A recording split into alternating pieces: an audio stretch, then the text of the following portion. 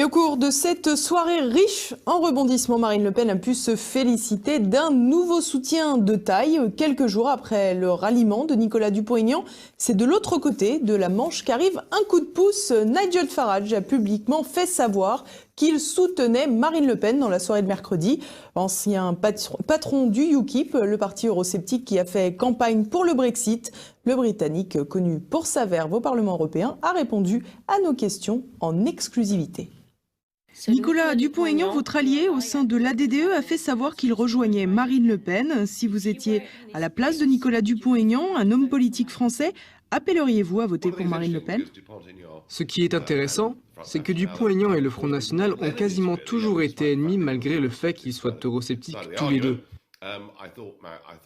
J'ai trouvé que Nicolas Dupont-Aignan avait très bien joué pour essayer d'avoir les 5% des votes et je pense que se rallier à Marine Le Pen contre Macron est la bonne chose à faire pour cette élection.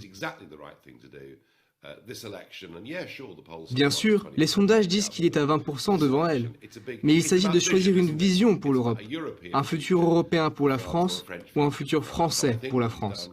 Donc je pense qu'il a vraiment bien fait.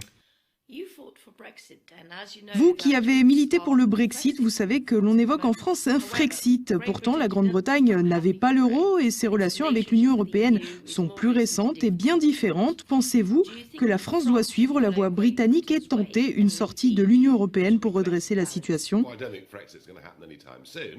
Je ne pense pas que le Frexit soit pour bientôt, à moins que Marine Le Pen gagne. Elle commencerait par négocier, puis ferait un référendum.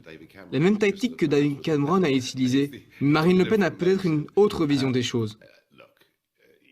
Je ne pense pas que la France et l'Allemagne continueront de vivre dans le même espace économique à terme. À un moment, la France quittera l'euro et l'Union européenne.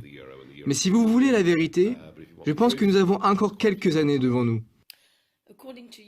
Pour vous, que signifierait la victoire d'Emmanuel Macron ?